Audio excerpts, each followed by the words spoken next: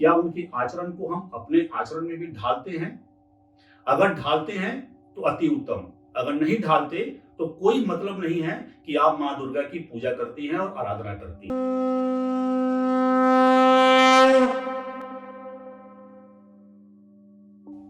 नमस्ते। हम सब प्रतिवर्ष नवरात्र का पर्व धूमधाम से मनाते हैं। आप सब भी मनाते होंगे। नवरात्र के बहुत सारी अलग अलग रूपों की कहानियां हैं मां दुर्गा के बारे में और उनके रूप के बारे में, उनकी पूजा पद्धति के बारे में। आज हम नवरात्र के ऊपर एक 9 दिन का सीरीज शुरू करने वाले हैं, जिसमें मां दुर्गा के 9 रूपों के बारे में, उनकी महिमा के बारे में, उनकी आराधना के बारे में बात करने वाले हैं। तो सबसे पहले जो मां दुर्गा का प्रथम रूप है वो है शैलपुत्री।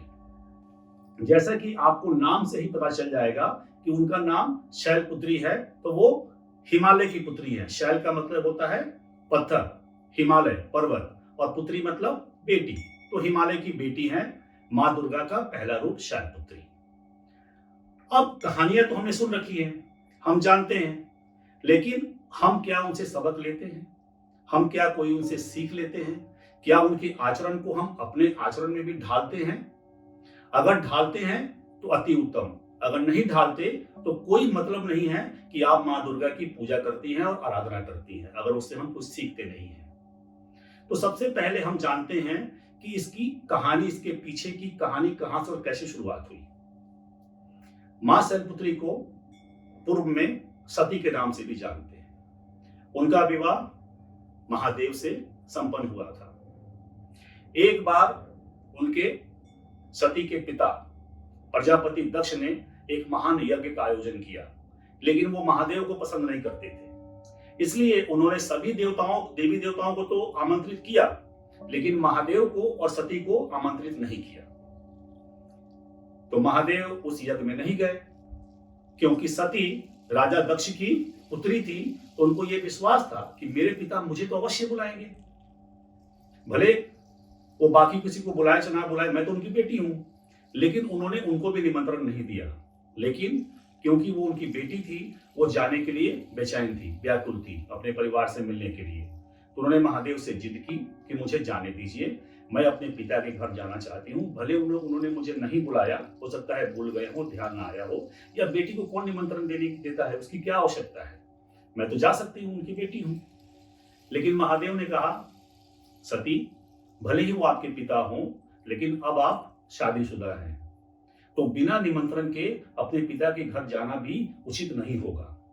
बट सती नहीं मानी, उन्होंने बहुत जिद की, और उनके जिद के सामने महादेव को हार माननी पड़ी। उन्होंने उनको जाने की, उस यज्ञ में जाने की आज्ञा दे दी। सती जब उस यज्ञ में पहुंची तो उनका वहां कोई आदर सम्मान नहीं हुआ, बल्कि अपमान हुआ। और सिर्फ उनका ही नहीं, उनके पति देवों के देव महादेव का भी अपमान हुआ। यहां तक कि उनकी बहनों ने भी उनका अपमान किया, उन्होंने भी उनका उपहास उड़ाया। सिर्फ और सिर्फ उनकी माता ने उन्हें प्यार से गले लगाया, उन्हें स्नेह से अपने साथ बैठाया। ये सारा अपमान जो उनका और उनके पति का हुआ, विशेषकर महादेव का, सती से बर्दाश्त नहीं हुआ, वो ये सहन नहीं कर पाई, और वो अपनी योग अग्नि से उसी समय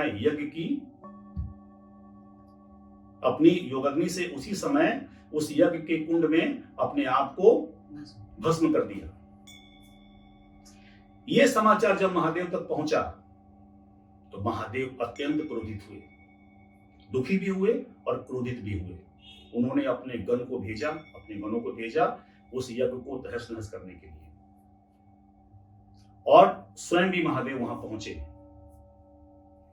सभी देवी देवताओं ने उनसे आराधना की, महादेव को शांत करने की कोशिश की कि प्रलय आ जाएगा, महादेव आप शांत हो जाइए।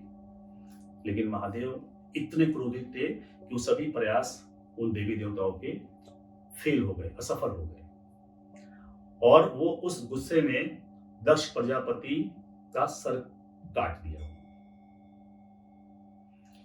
उस क्रोधवश उन्होंने उस यज्ञ को तो तहस नहस किया ही, और प्रजापति का सर भी उन्होंने काट दिया। उसके बाद वो सती को लेकर वहां से चले, वो कहानी अलग है, हम किसी और जब दूसरी सीरीज बनाएंगे उसमें हम बात करेंगे। तो हम यहाँ पर हम बात करते हैं कि शैलपुत्री का जन्म फिर कैसे हुआ। तो जब सती ने अपने आप को भस्म कर दिया तो वो पुनः शैलपुत्री के रूप में हिमालय के यहाँ जन्म ली और उनका नाम पड़ा शैलपुत्री। और फिर से उन्होंने घनघोर तपस्या की, पूजा की, अर्चना की, साधना की महादेव को प्राप्त करने के लिए, जो हम अपने अगले वीडियो सीरीज में उसकी बात करेंगे। तो शैलपुत्री का जो आचरण है, जो उनका पिछला जन्म और ये जन्म है, इससे हम क्या सीख सकते हैं, हम क्या समझ सकते हैं मां सती की कहानी से और शैलपुत्री की कहानी से।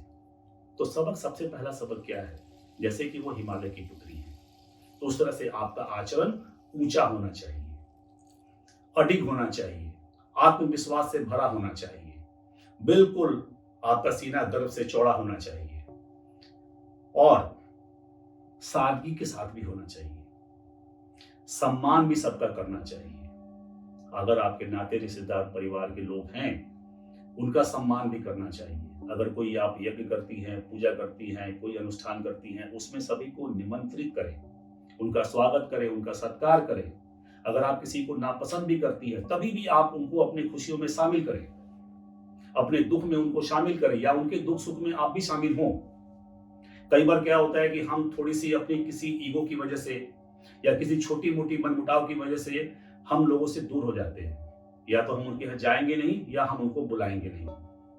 अक्सर ये हम करते हैं ना, आमतौर पे हम सबके साथ ऐसा होता है। तो हमें माँ देवी के इन रूप से, शैलपुत्री के रूप से या बाकी आने वाले जो हम रूप के बारे में बात करने वाले उनसे सबक लेना चाहिए, सीखना चाहिए। सिर्फ सादा बैठ के पूजा पाठ करने से और नाम के लिए, आडंबर के लिए करने से उसका कोई लाभ नहीं है। लाभ तभी है अगर आप उनसे कुछ सीखते हैं और अपने अंदर उन चीजों को इंप्लीमेंट करते हैं, अपने अंदर सुधार लाते हैं, है ना। तो समस्याएं अपने आप ठीक हो जाती हैं। जैसे अब पर्वत है तो पर्वत क्या है, अपनी जगह पे खड़ा रहता है, धूप हो, गर्मी हो, बरसात हो, सीना ताने खड़ा है, अपनी जगह से हिलता नहीं। आप भी हिलिए मत, सम्मान से रहिए, गर्व से रहिए, लेकिन साथ में हिमालय सबको गले भी तो लगाता है। वहां जो भी आता है अपनी बाहें फैला के उनके अपने साथ जोड़ लेता है। वहां पे हवा है, पत्ते हैं, फूल है, झरने हैं, सबके लिए है ना, किसी एक के लिए तो नहीं है। महादेव ने तो स्वयं कहा कि कैलाश तो सबके लिए है, पर्वत सबके लिए है, उनका भी तो निवास स्थान कैलाश है, पर्वत ही तो है। ठीक है, तो इस बार मैं आप लोगों से ये उम्मीद करता हूं कि इस नवरात्रि आप लोग मां दुर्गा के हर रूप से कुछ ना कुछ सबक अवश्य लेंगे, कुछ ना कुछ अवश्य सीखेंगे। पूजा करने की विधि आप लोग अपने तरीके से कर सकते हैं। मैं आप लोगों को ये नहीं बताऊंगा कि पूजा कैसे करें।